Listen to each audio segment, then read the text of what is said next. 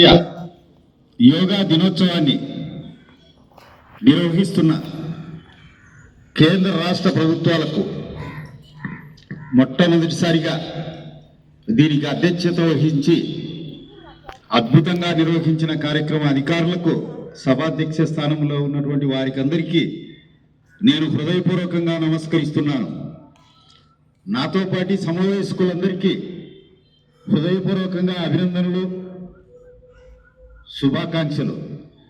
నాకంటే చిన్నవారైనటువంటి మీ అందరికీ శుభాశీస్సులు అందజేస్తున్నాను. ఇది కొన్ని వేల సంవత్సరాలుగా భారతదేశంలో ఉన్నటువంటి యోగా ఈనాటిది కాదు. 5350 సంవత్సరాల కిందట భగవద్గీతలో శ్రీకృష్ణుడు యోగా అంటే ఏమిటి అనే దాని గురించి సవివరంగా వివరించారు. శరీరాన్ని మనస్సును లయము చేయడమే ఆ కలయికే యోగా. అదేవిధంగా 5000 సంవత్సరాలకు పూర్వం పతంజలి మహర్షి మనం యోగా విజ్ఞానాన్ని ఈ ప్రపంచపు నలుమూలలకు ఆ రోజే వ్యాపింపచేశారు.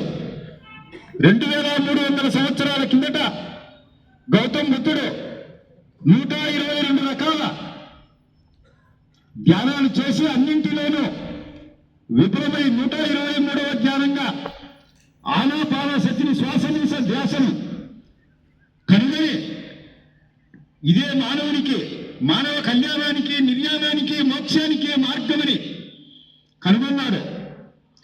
ఈరోజు ప్రపంచంలో ఐక్యరాజ్య సమితి ప్రకటించినప్పటి నుంచి 175 దేశాల నుంచి 210 దేశాలుగా ఈరోజు మత ప్రమేయం లేకుండా అన్ని దేశాలు దీన్ని ఒక సైన్స్గా అంగీకరించి యోగాను నిర్వహిస్తున్నాం.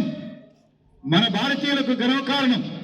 అందుకే పతంజలి యోగ మహర్షి యోగ చిత్త ప్రవృత్తి నిరోధక, మనకు మనస్సులో కలిగే కాలుష్యాన్ని, రకరకాలమైనటువంటి ఆలోచనలని తగ్గించి మనస్సును, శరీరాన్ని సక్రమ రీతిలో నడిపేదే యోగా. అందుకే భగవద్గీతలో శ్రీకృష్ణ భగవానుడు ఏ పని ఎక్కువ చేయకండి, ఏ పని తక్కువ చేయకండి, ఎక్కువ వేడిది, ఉప్పుది, చేదుది, సప్పనిది, ఎక్కువ చల్లని పదార్థం కూడా స్వీకరించవద్దు. మీ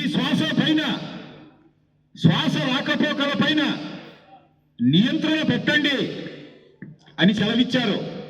ఆ మహానుభావులు ప్రవేశపెట్టిన యోగాను మనము పూర్ణమైనటువంటి పద్మాసనంలో కానీ, అర్ధ పద్మాసనంలో కానీ, లేదా వజ్రాసనంలో కానీ కూర్చోవాల్సినటువంటి అవసరం మొట్టమొదటిసారిగా ఉంది. రెండోది వెన్నెముక నిటారుగా ఉండాలి. మూడవది మెడ ఎటువంటి పరిస్థితుల్లోనూ వంచకూడదు. అప్పుడే ఆసన స్థితి లభిస్తుంది. పూర్వం సర్వసంగ పరిత్యాగులైనటువంటి పెద్దలందరికీ, మహర్షులందరికీ కూడా ఈ యోగా అనేది ముందుకు పోయేదానికి ఒక మహత్తరమైనటువంటి సాధనం. ఈ యోగా నిరంతరాయంగా చేయడం వల్ల ప్రతి మనిషిలో విశాలమైనటువంటి దృక్పథము, శత్రువులను కూడా క్షమించే మహోన్నతమైనటువంటి లక్షణము ఉండి తీరుతుంది. కాబట్టి నిరంతరాయంగా ఈ యోగాకు అమూల్యమైనటువంటి ప్రాధాన్యత ఉంది. మన భారతదేశంలో ఉజ్వలమైనటువంటి మన భారతదేశ చరిత్రలో కొన్ని వేల సంవత్సరాలుగా దీనికి ప్రత్యేక స్థానం ఉంది. ప్రతి ఒక్కరూ యోగాను నిదానంగా, నిబ్బరంగా అభ్యసించాల్సినటువంటి అవసరం ఉంది. ఇందులో కొన్ని ప్రత్యేకమైన లక్షణాలు ఉన్నాయి. ఎప్పుడైనా యోగా చేసేవాళ్ళు మలమూత్ర విసర్జన చేసిన తర్వాతనే యోగాకు కూర్చోవలసినటువంటి అవసరం ఉంది. అంతేకాకుండా తిన్న తర్వాత ఒక వజ్రాసనం మాత్రమే చేయవచ్చు.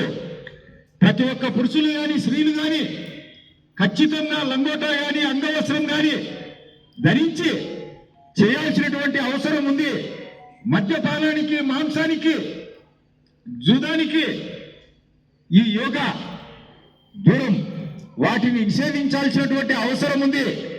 కాబట్టి ఈ కార్యక్రమాన్ని మహత్తరంగా నిర్వహించినటువంటి భారత ప్రధాని నరేంద్ర మోడీ గారికి ఆంధ్ర రాష్ట్ర ముఖ్యమంత్రి చంద్రబాబు నాయుడు గారికి హృదయపూర్వకంగా కృతజ్ఞతలు తెలియజేస్తూ మరొక్క మాట, నేను ఒక మహమ్మదీయుడైనటువంటి దిల్సుఖ్ నగర్లో సాయిబాబా మందిరంలో ఒక మహమ్మదీయుడు గురువుగా ఉండి గురువు సాన్నిధ్యంలో అబ్దుల్ రజాక్ ఆయన పేరు, నేను ఈ యోగాను నేర్చుకున్నాను.